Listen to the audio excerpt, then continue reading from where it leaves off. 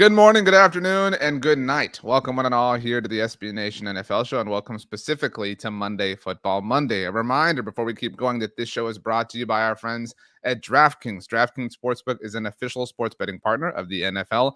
Download the DraftKings Sportsbook app today and use code SBNFL for a special offer when you sign up. That is code SBNFL only at DraftKings Sportsbook. As noted, this is the SB Nation NFL show, which you are listening to. If you are subscribed to the SB Nation NFL show, wherever you get your podcast, if you aren't, shame on you. Look for us, subscribe, leave a rating, write a review. Those things help us out and make our hearts so full. You may be watching us on the SB Nation NFL YouTube channel, which is how you can do that. You can see all of our wonderful programming. And when I say all of us, I mean the fantastic Rachel Prevet, who is on the ones and twos and who will hand out the MF double MVP. I mean myself, I am RJ Ochoa, and I mean the extraordinary Jeremy Reisman from SB Nation's Pride of Detroit, fresh off of a weekend, he said, at the lake. I think, Jeremy, is it true that you spent this past weekend gallivanting at a lake on a jet ski or a water vehicle of some sort?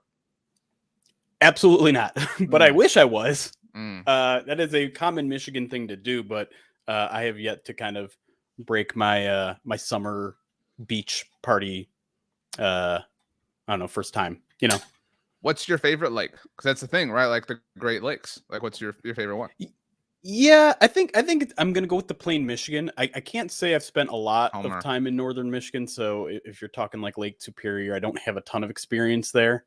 I feel like there's probably a misnomer, misconception that Michigan people, like, they've been to every lake. They love the Great Lakes. That's what they're all about. But lake time in the summer is classic, obviously.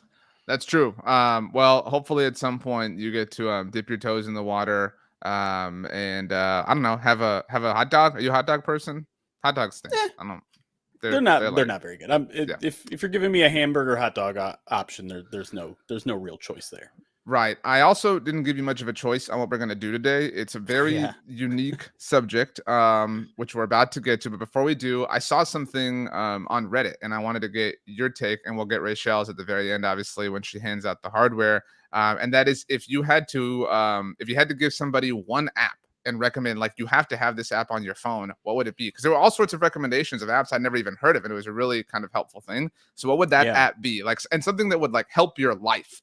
Right. Not like, TikTok or whatever. Right. I would say my most used apps are not ones that I would ever recommend for something like this. Right. Man, that's a really good question. And I don't know if I have like an app where I'm like, this app changed my life. So I feel like that Reddit thread would be very helpful for me. I can send it to you. Why don't you tell me one that you found, or one that you found really interesting, and I'll see if I literally have anything worthwhile on my phone. So, I think you, like I, do not have a lot of time for spare things like to read or to watch, but still, like when we have the time, it's always nice. I heard of an app called Libby, like the name Libby, but I think Libby. It's short for. Yeah, I think it's short. Like, a person named Libby, or the app? No, I know the app. I don't have the app Libby, but I was actually just talking to someone about it. Yeah, so the app Libby is I haven't opened it yet because I had to get ready for this.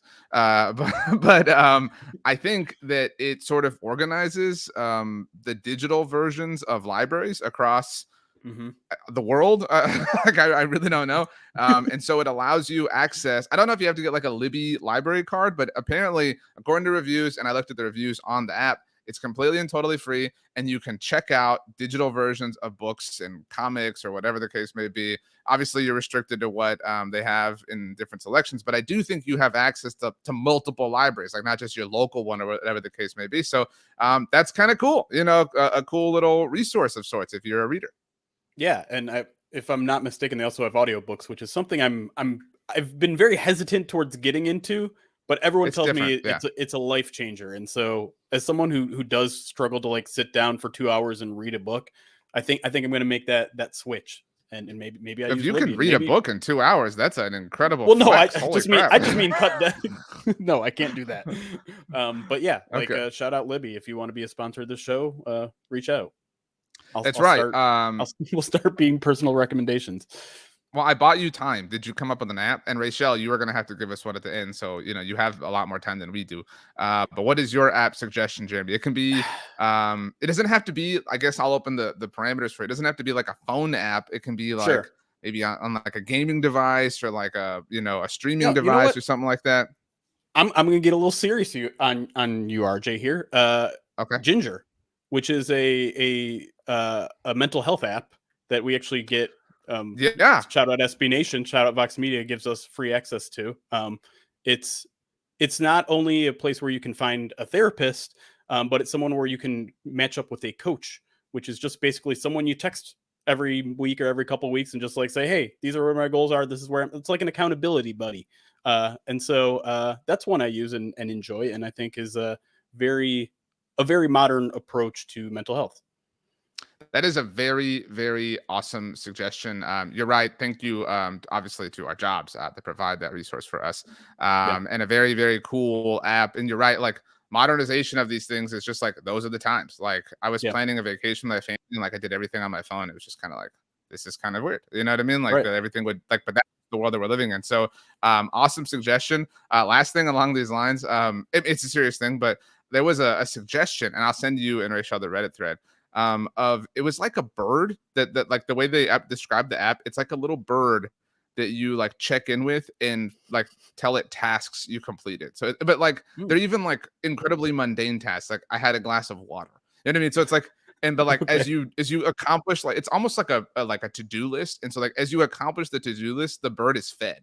And then and then like at the end of your day, whenever you like fulfill your to-do list, the bird like brings you a treat or something. Like again, I don't remember the name of the app, but it was an interesting description that I saw. So your description of Ginger reminded me of the Bird app, which isn't Twitter, which is often referred to as the Bird app. Are you ready for today's discussion? Because it's weird. Yes, I'm ready to test this out and see if it crashes into the side of the mountain or if we soar high. I would actually like you to describe to everyone what we're going to do to make sure that you understood the way I described it so that we're on the same page. Yeah, this is a good test. And maybe some would say this is something we should have done pre-show, but that is not what we do here on Monday Football Monday. So I believe Rachel is going to come in with a word, any old word that she wants to come up with, and then you or I will take that word, turn it into a sentence that either describes an NFL phenomenon, one of the biggest storylines, a player, whatever. We discussed that for a while, and then at the end of my whatever sentence we build off the original word, we take the last word in that sentence and then go to the next topic.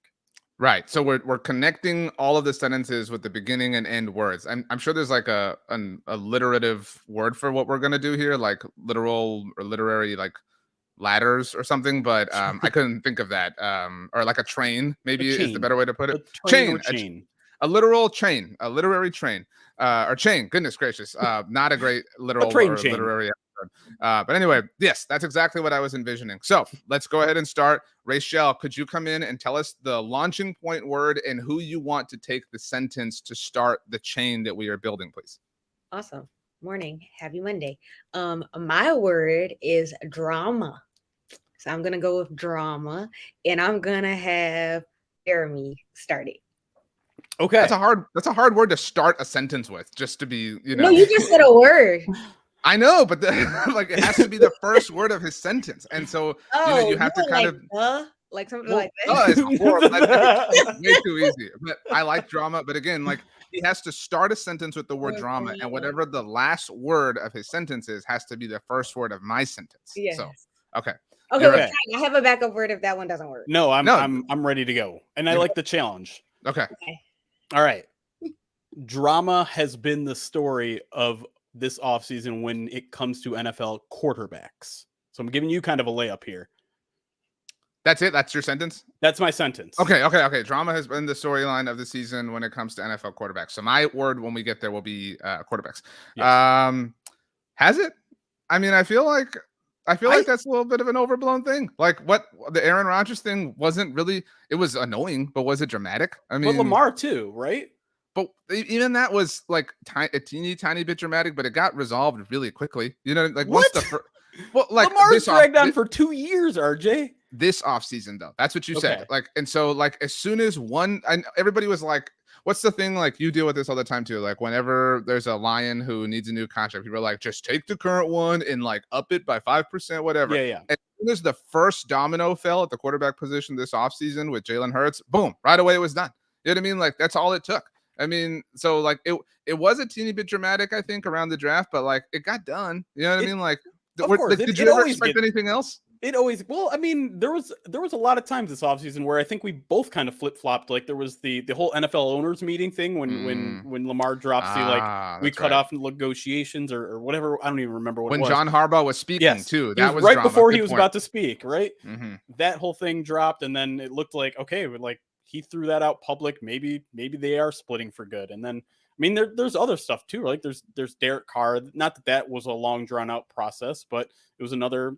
And I think part of it is just like it's getting used to this NFL quarterback carousel being part of the norm, because I thought, for the longest time, it really felt like if you had your franchise quarterback, he would be your franchise quarterback and there would be no questions about it. And now it's shifting a little bit. That dynamic is changing and I don't, the freshest one in my mind that started it all was Matthew Stafford, but I'm sure it happened even before that.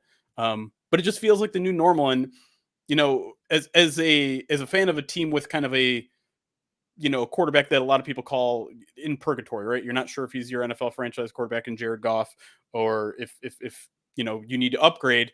It kind of gives you hope that like, in order to upgrade your quarterback, you no longer have to like hit the lottery in the NFL draft. Maybe there's a different path to it in the offseason. Now you don't really want to necessarily rely on that, but it's a new normal that takes getting used to, I think. And it seems like it's here to stay, because it's been like 2 or 3 straight off seasons where some big name quarterbacks are on the move.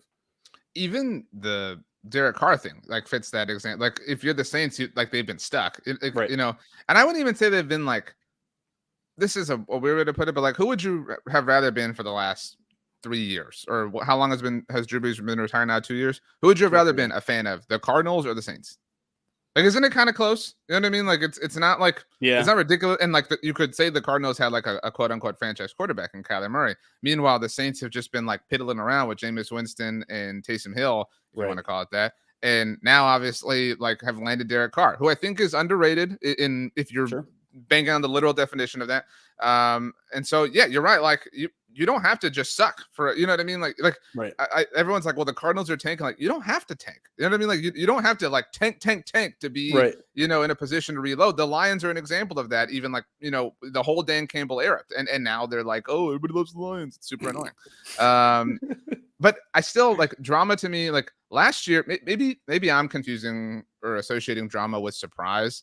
Because last offseason, it was like, whoa. Like, it felt like the Russell Wilson thing that Denver was a little bit out of nowhere. The Matthew Stafford thing 2 years ago was a little bit out of nowhere. These things, if you had asked you and I to predict where Aaron Rodgers and Lamar Jackson would have wound up, these are the homes. You know what I mean? Like, I don't think we would have been shocked by that at all.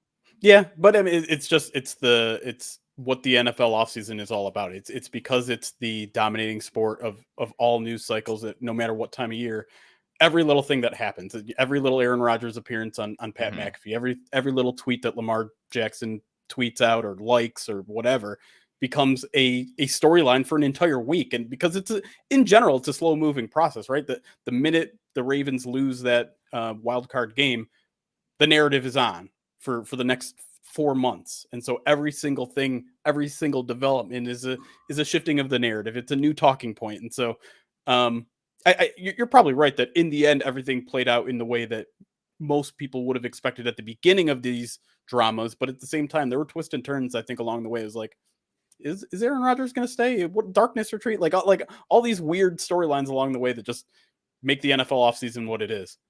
I have one follow-up question, and then I'll start my sentence. I saw this morning Bill Barnwell wrote an article ranking the supporting cast for quarterbacks. I don't know if you've seen that yet. And I think I was traveling last week, but I think the Around the NFL podcast did an episode doing a similar thing, like just talking about the surrounding cast of quarterbacks. So like a similar subject, but which quarterback has the most drama around them? Like, you know what I'm saying? Like, which quarterback is in the most dramatic seas that they have to navigate the ship in? I think I know the answer, but I'm curious what you think it is. Ooh, that's an interesting one, because I think what you mean is like which like weapons carry the most drama with them, or is it like a pressure overall situation? Independent of who they are as quarterbacks, like as positional players, like which quarterback is dealing with the most drama, like on a day-to-day basis, like in the building, from their teammates, their coaching staff, storylines around them that have nothing to do with them. Like, what, you know what I mean? Like, which one's like kind of facing the most uphill battle in that particular capacity? Ooh, Like, okay, so maybe even like the most distractions around them. Yeah, you In a can way. you can define that how you'd like. Oh, all right. Why, let me. why you think my Okay, suggestion you got one. is Josh Allen. Yeah.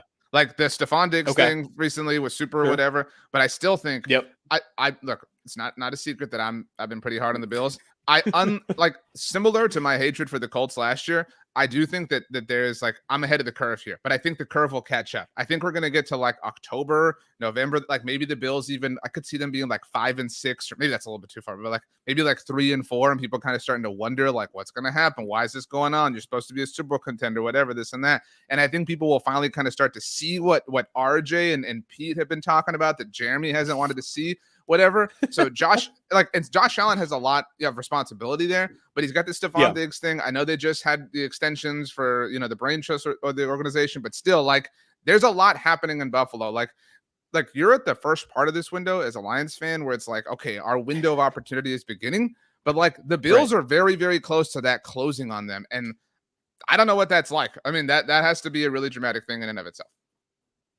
Well, yeah, I think just that general pressure of like having had your Super Bowl window open for 3 years now and not having a Super Bowl appearance to show for it, right? That alone is a weird place to be. And you're right. Like I don't know what that is. To me, that's like, wow, you're really splitting hairs. Like you're in the AFC Championship game. Like, why are you complaining?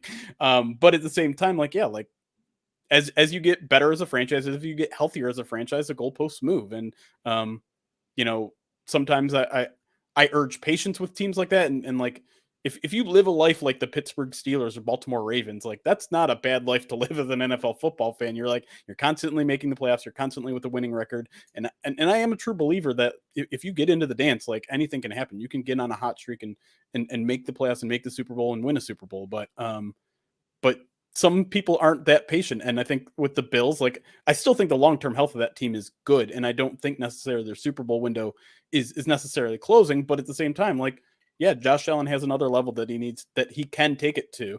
And he hasn't done it in the past. I don't know, I would say maybe 2 postseasons. And so, yeah, like there's a lot of interesting pressure on that team. I think maybe a little bit more on that you guys are placing on them that actually exists. But at the same time, like it definitely does exist. And with that goalpost moving, like Bills fans might start to get a little impatient here. That's a team that has had a history of getting very close and not quite getting over the edge there. Exactly. Like the days of them celebrating because Andy Dalton beat the Ravens to just get them in the playoffs, like, you know what I'm saying? Like those bars have been cleared, 10 times over. So like to your point, the standard is higher. And if you aren't meeting it, then people are going to get upset. Do you have an answer for the quarterback drama ratio? Yeah, I don't know if I have as good of a one as that one, because I do think that's a good one. But I mean, you raised the question, so of course you have a good answer to your own question. I'm preempting you, like. I think I thought about going Russell Wilson. You had a better answer. What? Just if you want to take it, I thought about going Russell Wilson because I thought about it, but I feel like most of the pressure is just him. Like it's that he takes this year to jump under a new head coach and a new system, and I don't know how much around him is causing some of the drama as much as it is him. Like it still remains with Russell Wilson. He still is like the face of that franchise. He's still the biggest question mark that will take that team either where they are and not be a real competitor in the AFC, or if he turns things around and looks like he did during his prime years in Seattle, well, then I do think the Broncos could jump really quickly into that conversation. I think it all kind of surrounds how he does, outside of, I guess, Sean Payton and what you think of him. Fine. So then I'm giving you a pass on figuring out a ratio answer. Okay, here's my sentence. Quarterbacks, and you got to pay attention to the last word. Quarterbacks are not the most important player on a surprising number of teams. Like we talk so much about so your word is teams. We talk so much about it's the NFL, the quarterback's most important position. How many teams are the quarterback's most important position or player on? Well, it's a good question, because I think I was discussing this with some of my buddies on our own podcast. Like, how many quarterbacks are undeniable franchise quarterbacks? Undeniable guy, like these franchises don't have to worry about their quarterback. I think you can count them on one hand, or something close to one hand. And I think that speaks to your point, because if you don't have that ultimate guy who's going to keep you in the Super Bowl conversation every single year, then you have to build a supporting cast. You have to build And it might not be one individual player is more important than your quarterback. It might just be like, this team's offensive line is better than their quarterback. This team's pass rush is better than their quarterback. This team's secondary is better than their quarterback. Is more important to than their quarterback. Because yeah, like, I mean, run down the list. It's Patrick Mahomes, Joe Burrow, Josh Allen, Justin Herbert. Justin Herbert's the best player on the Chargers. Like, I feel very confident in that. So I was kind of inspired for this point over the last 20 minutes, which is when I knew it was going to do it. When you gave me the word quarterbacks. I actually stole an article from you. You wrote an article at Pride of Detroit, just kind of meandering about how many Lions should appear on the NFL top 100 list. Not that the list like means anything, but it's a fun question. So I did the same thing at Belong on the Boys. And I could make an argument that Dak Prescott should be on the NFL top 100, but then I was like kind of like in my head ranking, Cowboys. And for the first time in my life, I mean, some people would say DeMarcus Ware, whatever, but like the best player on the Cowboys is the defensive player. You know what I mean? Like, and it's not even like a question. You know what I mean? It's like, and for the early parts of his career, I know people Zeke this, Zeke that, whatever, but like it was Dak. Like, 2019, 2020, Dak Prescott was the best player on the Cowboys, and now it's kind of like unnerving that that's not the case anymore. And so like even Joe Burrow, there's a conversation like, is he truly the best player? Because Jamar Chase is amazing. You know what I mean? But like I think you ultimately do settle on Joe Burrow, to your point. And so it's like, I mean this like with no disrespect, but is Jalen Hurts even the best player on the Eagles? You know what I mean? Like as a different sort of example to this question. Yeah, it's tough to say, right? And I think maybe an offshoot of this question is, does your quarterback have to be the best player on your team, right? Because as much as we say like, yeah, Micah Parsons is the best player in the Cowboys, well, if they had Patrick Mahomes as their quarterback, would they be a Super Bowl team? Would they be a Super Bowl winner, right?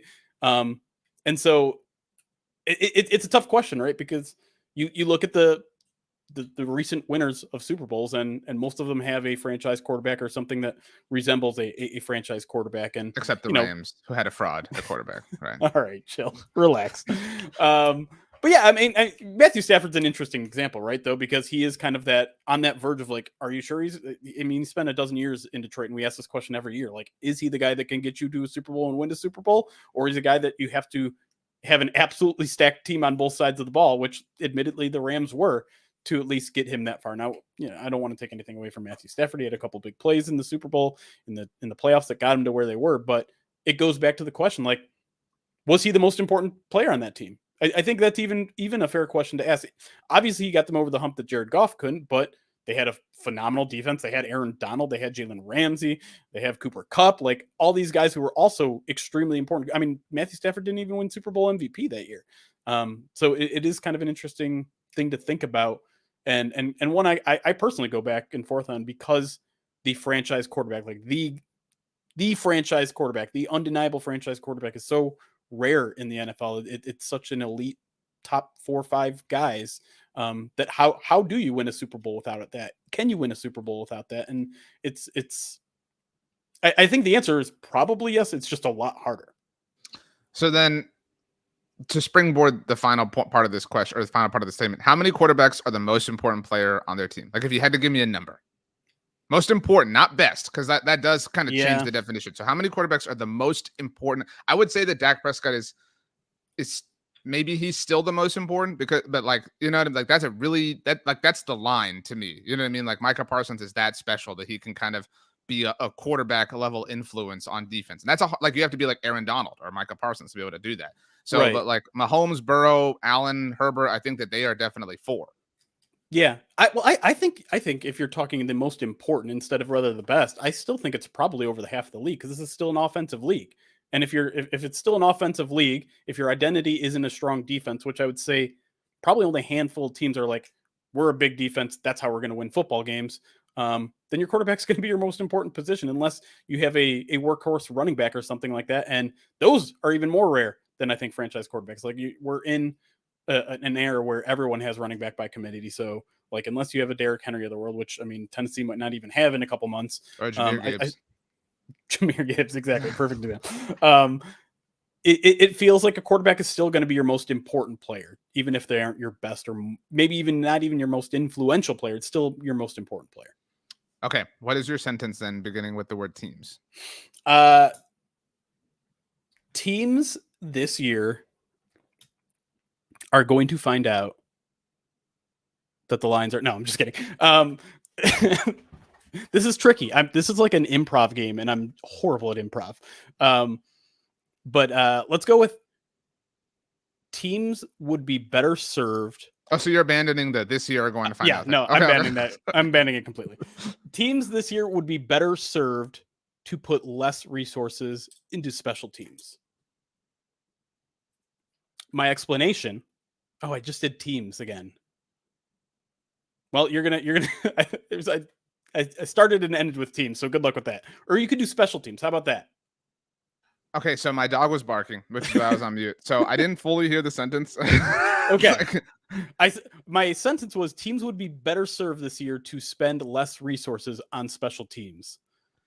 Okay. I'm fine just kind of taking teams back. But okay. Let me explain myself first. Okay. Are there any teams investing a lot in special teams? Maybe not a lot, but I mean, how many punters and kickers got drafted this year? Weird. But like, okay, well, so I know you're gonna explain, but like, I'm fine with that. Like, there's like the advantages of that still exist. Like, certainly kickers. Right. You know what I'm saying? Like, in fact, I wrote an article several years ago. Dan Bailey, who I know you love and admire, was an amazing kicker for the Cowboys, and he started to have these back issues. Mm-hmm. And I wrote this article that was like, well, why are they using him on kickoffs? You know what I mean? Right. Like think about like how many kickoffs he takes like in a game and like in practice, and like, you know, like think about how much like physical energy he could conserve that way. You know what I mean? Like, so like your kicker is like a weapon. Like it's literally a weapon. It's literally one of the like handful of people who scores points for you. Sure. So I'm totally fine investing in that. So you're gonna have to sell me on like punters suck now, like, you know, to really kind of get me to buy in on this point. Okay, well, I'm gonna put kickers aside because field goals are an important part of the game. Unequivocally, like remember when Justin Tucker had a 100-yard field goal at Ford Field? Nope, not at all. But like kickoffs are pointless right now in the NFL. That's absolute pointless. And the rule change they added this year, where you know you can call a fair catch inside the 20 or whatever, anywhere you catch it, is going to make it even more pointless. And so we're getting into training camp here, and a lot of times when you talk about building a roster, building a 53-man roster, the last 5-10 of those guys make it based on special teams. That doesn't matter anymore. I'm sorry, it doesn't. Like, if I was an NFL GM building a roster, I would not care about my team's gunners. I would not care about my team's, you know, kick returner, punt returner. Like punt returner and the punt team is obviously a little bit more important, but even then, I feel like you don't see that many explosive plays on punt returns anymore, and kick returns, like I said, just completely worthless at this point. So when you're talking about those last positions on your roster, I would rather build those, you know, when you're talking about your DB 8, 9, 10, those guys, make those guys good football players. Stop focusing so much of their time on building them as special teamers, because it's going away. And they came for kickoffs. I wouldn't be surprised if punts weren't behind the, you know, like if they aren't going to change punt rules pretty soon here and make everything a little bit different. And so I think it would be smart for NFL GMs to start building their roster for offensive and defensive depth, especially at the bottom of those rosters, rather than building it out for special teams. I agree with you. Like, if the question is, should we have, you know, a fifth reserve tackle or a gunner? Like, I agree with you. You know what I mean? Like, right. The fifth reserve tackle is maybe you don't get to that point. Hopefully you don't get to that point, but like, it's probably more useful. You know what I mean? And like, and I think that's evidenced by literal rule changes. Like, what's the 46, 48 man roster that like you can carry like on game days, and one of them has to be an offensive lineman if you do that. Like, like there's no rule change. It's like, oh well, you can carry an extra special teamer. You know what I mean? Like that's just like that because it's not necessary. The only pushback I'll give you isn't just kickers, but like punters as well, because there is like an advantage that you can still gain, right? Like if you can pinpoint, you can coffin corner your punts, whatever, that still exists. But where I do agree with you is like, and I'll use the Cowboys as an example. Like, you may recall last year they signed USFL MVP Kevontae Turpin while at training camp, and he had 2 kickoff returns in the same game in the preseason against the Chargers, and he was like this big old story. It never happened during the regular season. The return man is gone. Put Devin Hester in the Hall of Fame, but the return man is a position that provides little to no benefit at this point in time because the opportunity isn't there. You know what I'm saying? Like if you as a kicker and a punter, you still have some high level of control. But if Right. you're a returner, you have none. Like, and when these rules came out, Cavante was actually asked at minicamp, he was like, well, what do you like have to say about these rule changes? And he was like, oh, I don't care what they do. Like, I'm going to bring one out every time. And it's like, that might be kind of dumb. Like, you know what I mean? Like, Yeah. like that might not make sense. You know what I mean? Like, you might actually be hindering the team, you know, in trying to do that. Let it, like, aside from the health, you know, in dangers that exist, which the league is obviously trying to protect from. So yeah, I'm with you that, like, I think return men are the people who have been kind of phased out the most. The Cavante Turpins, the Cordero Pattersons, what were the Devin Hesters. Like, that element of football is if it's not all the way gone, I agree with you, it's going to be gone very soon. Yeah, and what's left is like we said, like, gunners I get are kind of important. Maybe your personal protector on your punter team is semi-important, but also teams are punting a heck of a lot less, right? Like, you're going for it more. You have kickers that are better, so that when you're in that like 50 to 40 yard range, like, you might be kicking field goals instead of punting. And so I don't know, like, as offenses get better and, you know, average more yards per drive, average more field goals than punts and touchdowns, and like, even punting is starting to slowly fade away, I would imagine. And so you're just left with your kicker, which is definitely important. I'm not going to downplay the importance of your kicker, but like, even then, it's like, how specialized are you on like the offensive and defensive line on your field goal team? Like, that doesn't, there isn't like is there a punt or a field goal block specialist anymore now that you can't jump over the offensive line? No. Yeah, So I mean, it is get a yourself pretty a kicker, get yourself a long snapper, and forget everything else. it is a pretty chalk play, like, in Right. general, to your point. Yeah. And, you know, like, I don't know who the Cowboys kicker is going to be this year. Like, I really don't. Like, I I have no clue. Like, they don't have they have Tristan Vizcaíno on their team. That's it. Like, so no offense to Tristan, but he's not going to be their kicker in 2023. So, like, that Lions is have like, 3 if you want one, by the way. I'm good. But like, that's evidence of like how cavalier the approach is to it, and it's cavalier for a reason, right? Yeah. So that's good. Okay, I'm ready to start a sentence with teams, Mhm. and do it right, unlike you. So Go for sorry, it. but okay. I think we maybe go back and forth. You know, maybe I do one and then we do one more round. So 3 total round, three more left. Sure. We're halfway through. Teams. This is a little bit more general, not necessarily specific to this season. Sounds great. Teams that the NFL is better with don't exist anymore, or I'll say no longer exist. So your word can be exist, and you can change it to like existing if you want. You know what I Okay. mean? Like, you can adjust Sure. it. And I've said this before, but like, man, Jeremy, the NFL is a better place when the Raiders are good. What? Mhm. Like, that's no longer true. Like, the NFL is Right. amazing no matter what. You know what I mean? Like, I do think that there are the occasional, we talked about this, but like the occasional Thursday night game that I'm like, this stinks. But like, that has nothing to do with like the histories of the franchises. That's just like, it's December and they have 6 wins between them. You know what I mean? Right. Like, Sure. I am no longer like, I do have like a special reverence, I guess, for college football. Like, I've sort of picked the Michigan side of Michigan, Ohio State. You're welcome.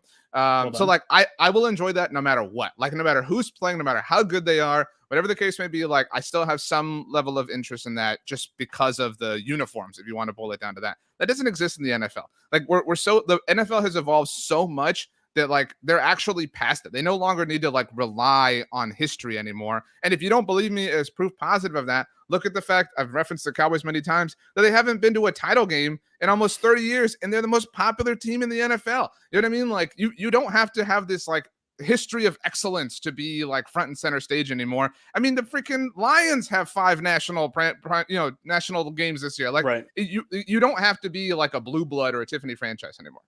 Yeah, I always look to the Saints as a counterexample to all that, right? Like, they were a poverty franchise for the longest time, and Drew Brees comes along, and they're still a pretty relevant team. Like, obviously not as much as when Brees was there, but like, no one looks, I think, at the Saints the same way that they used to, and they're still a pretty popular brand. Like, New Orleans is a fun place. Their fan base is really awesome. The Superdome was going crazy back in the day, and they've developed that identity, and it holds with you so for a while. And so all you really need to do is get on a streak of like 5, 6, 7 successful years where you're in the conversation, and you can change it in a hurry. And because of, I mean, it's for a ton of reasons, right? One, it's just the NFL is a behemoth. Like, whoever is good is popular at that time, and it doesn't matter who, doesn't matter how long they've been popular. If they're good, they're popular. Part of it is fantasy football, right? suddenly you have a stake in every single NFL franchise Mhm. that you have a player in. Gambling now probably you can gamble on any game. Like, let's say you have a 6-game parlay and you knock all 5 of them out, and suddenly you have that 6th game is Is the I don't know. random Thursday night with 2 teams that have Right. 6 wins between them. Right, exactly. Right. And suddenly you care about that game. That game's exciting to you. And so there's so many different ways to make an NFL game exciting and interesting now for NFL fans that I think you're right.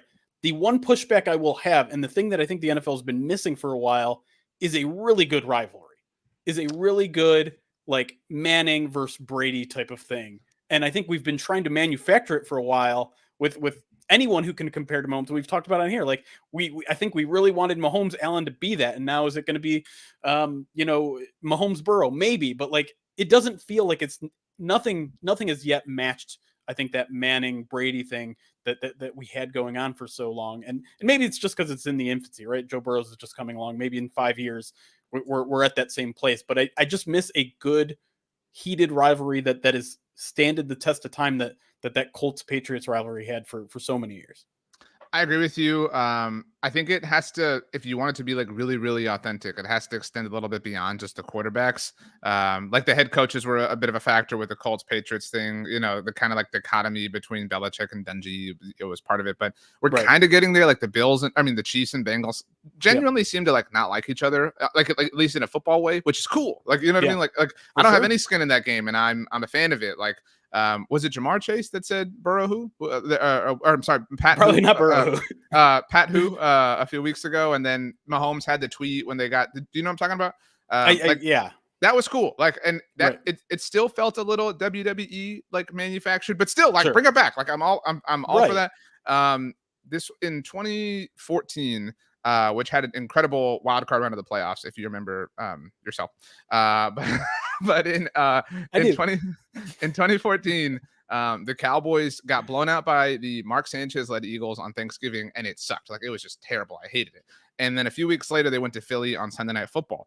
And before the game, Des Bryant and Nolan Carroll and Terrence Williams, they were all just like kind of jawing to each other and like in the pregame Football Night in America stuff. And it was like epic. And and like I think you would agree, Cowboys Eagles is like one of the best rivalries going, and it's because like teams and certainly the fans like genuinely seem to not like each other. Like I loathe Nick Sirianni. I really cannot stand him. Rachel, I know you know that that's true, but what I am grateful for when it comes to Nick Sirianni is he has made himself like a rivalry of like the world. Like everybody hates that dude in a lot of ways. So like I'm all for that. Like I'm totally with you. I would also add, I don't know if you remember this. In the 2013, speaking of the Saints divisional round, the Saints went to Seattle and the Seahawks beat them. But like before the game, Jimmy Graham was like kind of getting in some stuff, which was ironic given the way things would ultimately go. Like I'm with you. Like I need that little piece of it. The pushback I would give you, which you brought up with the Saints, you don't need 5, 6, 7 years. Look at the Lions, and you don't even have to be successful. Like again, this time I genuinely mean no offense to the Lions. Like you don't even have to be a playoff team. If you just come close, like if you just have some buzzworthy moments, you can be like a darling of the NFL and take your moment and run with it the way that Detroit has. Yeah, which kind of makes me wonder, like, why hasn't a team jumped at the opportunity at Hard Knocks? Because it clearly helped the Lions a lot, right? And we're a month away from training camp, and we still don't know which team is going to have the HBO crew there, which is just, I mean, it's kind of crazy to me. But maybe just no one is confident in their team making that jump that the Lions did last year. I don't know. I think it's dangerous because if you're not a cool character, you can become a joke really quickly. And that's even I think about the Texans Hard Knocks. Remember when JJ Watt did the like working out in the rain stuff, like under the street lamp? You know what I mean? Like it can go really bad for you if you're not careful, and it's not even like your fault. Think about it. Like think about when the Raiders were on. Like they had no idea when they got into that what the Antonio Brown stuff. You know what I mean? Like you just have no idea what's lurking around the corner. So I kind of get it, but I'm with you too. Okay, your word is exist. You can take that in any form you want. Yeah, I'm gonna go. Existing NFL replay rules are not enough, and this is a surprising take for me because I've actually been against the expansion of replay for a while now, especially on very subjective calls, but I did a dirty thing this weekend and watched some USFL football. I saw your tweet, and it was not nice to the USFL. It was not a very pretty game, but there was a moment late in the game. It was about 2 minutes left. The Michigan Panthers were down, I think 3 or 4 or something. They score a touchdown. It's immediately called back on a personal foul face mask call. And upon review, it was very clear that the offensive lineman that it was called on just had a shoulder pad on the defender pushed up into his face. So there was no face mask. It was reviewed in the second. Touchdown was then awarded to them, and the game played on from there. And it was kind of fascinating to see such an obvious call that had such a huge impact on the game, right? It was like a 60-yard touchdown that they took off the board initially for a 15-yard penalty. Would have, Panthers would have lost right then and there, likely. To have done it in a timely manner on an obvious call, overturn it. I think I like the idea that they have in the OSFL, which I believe is just every personal foul penalty is automatically reviewed quickly and effectively. And with personal fouls, it can get a little tricky, right? Because personal fouls, a lot of time it's at your discretion. It's okay, what's unnecessary roughness? There's no black and white line there. It's a lot of gray area. But to me, like with obvious things like that, to have it overturned in an instant like that is huge. And I don't know how many instances of it would save, but it would save obvious instances of a mistake, and I think the NFL could use that. This is a treacherous line Sure. because like people will be like, well, you can't review everything because there's holding on every play, right? Like, right. I'm with you. I do think that there should be more like some wider parameters, like maybe holding, if it's called, is a reviewable thing. But I think all personal fouls it's tough. I mean, like I would say face masks should be reviewable, because sometimes like sometimes it's not. Like sometimes it's just like they get the top of the helmet and there's just like the player happens to like bend or twist or whatever, and it just looks bad. But I mean, I don't know. I don't know that I'm not arguing that the NFL like rule or replay system is perfect by any stretch, but like I do think if you put it under a microscope, it becomes like another behemoth in and of itself. So like, but like you can't do that without full-time referees. And like it amazes me still that the NFL makes what, like a gajillion dollars, like make the refs full-time. You know what I mean? Like if I've never ever subscribed to like the NFL is scripted, the NFL is rigged, or whatever the case may be, but it's like I do believe that on some level, like owners don't really care about the results. You know what I mean? Because like the integrity of the results, the fairness, like, right? Yeah, the fairness. Because like if you really did, then like the officials would be full time, so you could avoid snafus in situations like this, like the aforementioned 2014 wildcard game that was perfectly officiated. I'm glad you're admitting that was a mistake. Well, yeah, I've always wondered about how much that would actually help the full time refs, because what do you get from that extra time? They don't need a better understanding of the rules. I think they mostly understand all of the rules, even though it's a very complicated rule book. I think they understand that. I don't know how much practice you can have that is going to make it so that when you're there in the situation, you're going to be better, because there's just a human error, a human reaction time that's incapable of calling a perfect NFL game. And so I don't like, if you're running these scrimmages all year round for these NFL referees, I don't know that you really get a better product out of them. I think that's fair, right? Like, oh, are they gonna like practice on like Wednesday, Thursday, Friday too? You know what I mean? Right. Like, then you have to have a sky cam, you have to have a sky judge, like, you know what I mean? Like you have to, like, it actually seems dumb to me. It is dumb. It doesn't even seem dumb that like we can all be sitting at home watching something, and that like everyone in the world can have access to this, and that like the officials on the field won't make an adjustment for it. Yeah, like how difficult would it be for like Mr. Official in New York City at 345 Park Avenue to be like, actually, that's holding, or that's not holding, or whatever. Like, you know what I mean? Like, why can't you give one dude, like, or one person access to like 100 cameras that they can, adjust things with? I don't understand the pushback against it. I think the one pushback that I even have a little bit up against my own point is like roughing the passer, right? That has been one of like the biggest hot topics when it comes to officiating. No one knows exactly what it really looks like. It's becoming, the NFL catch all over again. So if you make that reviewable, like we are going to have long discussions. We are going to have these, is he landing on with his full weight or only like 70% of his weight?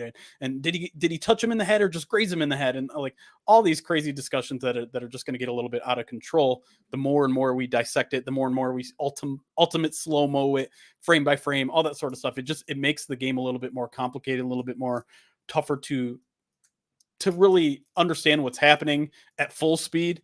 And that's that's the worst thing I hate about instant replay and slow-mo and all that stuff. It takes away just how fast the game is when you slow it down, and how much you're expecting from these guys. Like, oh, of course, don't hit him below the knee. But what if you're shoved from behind and, all this sort of stuff? Like, you're not, if you're playing in slow-mo, you're not really getting a taste of like what this athlete is actually capable of doing and preventing himself from doing when it comes to like breaking a rule. So I get like the kind of slippery slope argument, but something about watching the USFL over the weekend, and to be fair, they only have one game going on the game, so Mike Pereira can watch everything immediately, but you can get enough Sky judges where get 2 Sky judges per game in every single game that's playing, and you can figure something out in a system similar to what they're doing in the USFL just to make it a little bit better. Okay, that was interesting. That was maybe our highest level of disagreement. Okay, I have my final one, and I have to start with enough, which is a little bit difficult. But sorry. Do I have one after this, or should I be paying attention? No. This is it because you started. So like this is our third set. And I don't think anyone disagrees with this, but like enough.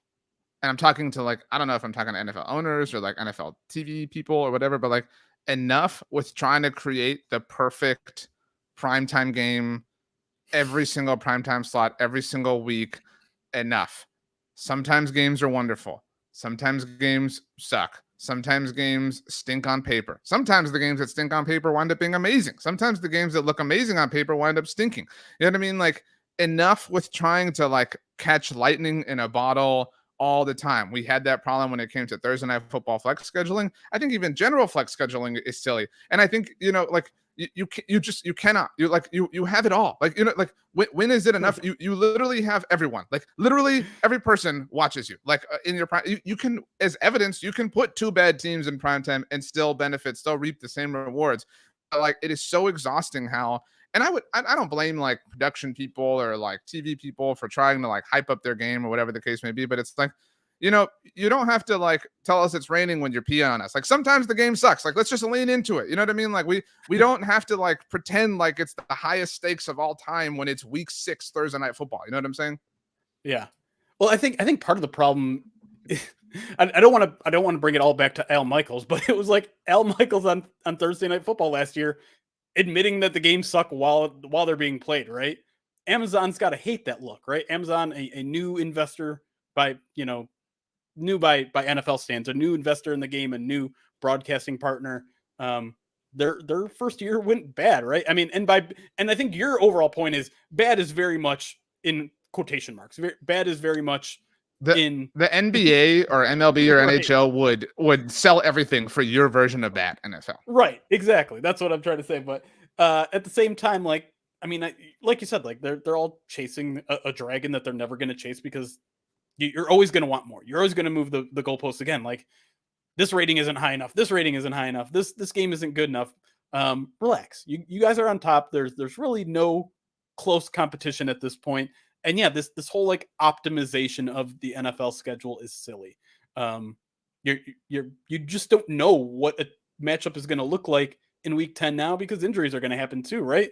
And I think the most salient point you had there is that bad matchups can produce awesome games. And it can even be a 2-6 team versus a 3-5 team or 3-7 team or whatever it is. Like and maybe this speaks probably a little bit more to the Lions history, but one of the most epic moments in recent Lions history was that Matthew Stafford game where he threw out his shoulder, getting tackled on the penultimate play, threw a touchdown against the Cleveland Browns in a game. It was a crazy shootout game, but both teams are way out of the playoff race already. And it was like week 10.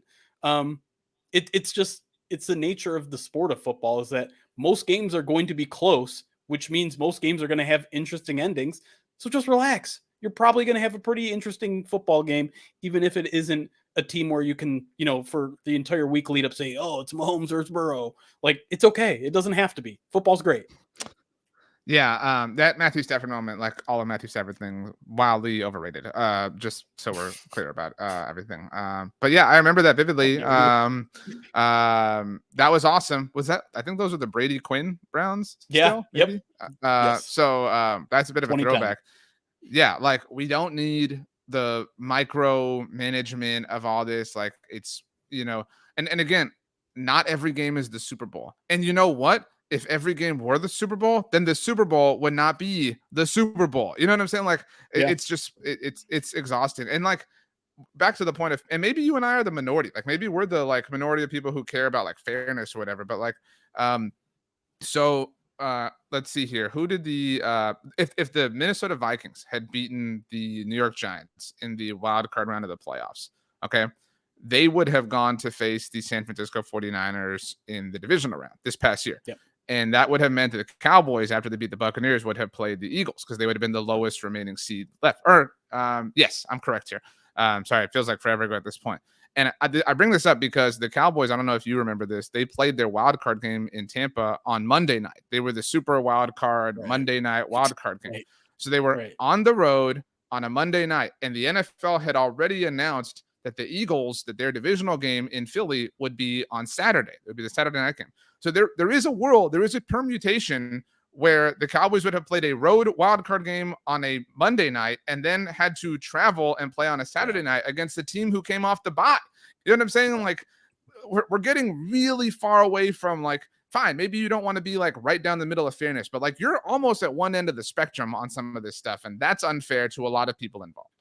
Yeah, and it's kind of unsafe too, and and while like you might not notice it right away when you're in the moment, like you're getting a worse product if you're making a playoff team in the middle of the playoffs do a 5-game turnaround when the other team is doing a 7-game. Like, some guys aren't going to heal from their injuries, or they'll probably still play through it because it's the playoffs, but they're not going to be at their best. And again, like we're kind of getting into the minutia here. You might not really notice it on the screen. And we just said, like, even if you're not at your best, you're going to have some good football matchups and interesting football matchups, but you are robbing the teams. You're robbing the fans of optimal football. Like you're trying to put everything in prime time, and you're trying to make everything, like you said, like a Super Bowl like atmosphere, but you're also robbing people of maybe better football. And that to me is the thing that, like, I want to have like that Ted Lasso speech is like, you guys don't understand. Like you're taking the integrity out of the game. And it's just like, I realize this is a corny speech and a weird hill to die on,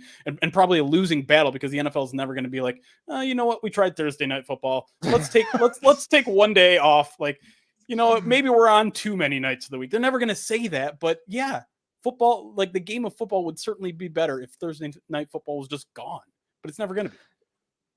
So maybe you just want to turn the enough point to enough is enough. That's a good way to end it. You know what I'm saying? Yeah. And then we just like end in the enough cycle forever and ever and ever. Yes, exactly. Okay.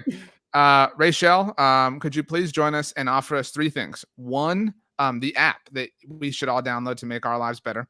2, your overall thoughts on this episode and this idea, and if it was good or trash. And 3, obviously the MFW MVP. Yes, my app for today is for like fitness people who maybe want to work out, or maybe if you're a beginner, doesn't matter if you're experienced. The Peloton app. A lot of time when you think of the Peloton, you think of just like simply the cycling, like the bike and everything, but the app does offer like a bunch of different classes that you can do, whether it's like boxing or yoga, Pilates, you name it. And so there is like the free option. You can pay for other ones as well, but the free option has like unlimited classes, like live or on demand, so you can create like a community. But like I said, it just offers you a bunch of different ways to stay active and just be motivated overall. So I'm gonna say the Peloton app. I like that app. Wow. Yeah. First off, kudos to both of you guys for today, because this was probably one of the most challenging exercises that we've ever done, because you really have to pay attention. And like Jeremy was saying, like having to be able to ad-lib, I don't think I would have been able to do it. You guys did a phenomenal job. So shout out to you, RJ, for pitching this idea, because I wouldn't have came up with it, but it was actually really, really fun watching you guys do it. I think you guys started off like trying to just feel the vibe, and I think you guys got stronger as you went. So I think both of your last 2 points were my favorite. Jeremy, you had existing. I think that was your probably strongest one about the replay. And then RJ, you did enough. I think that was your strongest one. And so I got to give it to both of you guys. But for today, I'm going to award it to RJ. Feels good. I want a job on both sides. Feels good. Yeah. You're like the 2022 Eagles, Jeremy. Like, oh, you're a really good team, but like, did you win the Super Bowl? No. That's what matters. You finished the exact same way as the Chicago Bears. That's really all that matters. Okay. Wow. Relax. I want to thank Rachel and Jeremy and the apps Libby and Ginger and Peloton. Both of our apps, Rachel, could have been human names. Yours cannot, at least. You know, Give shout it out time. So, 2020, if we're 20 like 42, there's going to be someone named Peloton. That's true. That's true. Well, this was a magnificent episode. And so let's just leave. Let's just get out of here. And as we do, Jeremy, please tell us what it's going to be like when you do a kickboxing class on Rachel's Peloton app. Oh, there's going to be multiple torn muscles. I'll probably at some point accidentally kick a wall. So just more injuries than help for sure. Right on.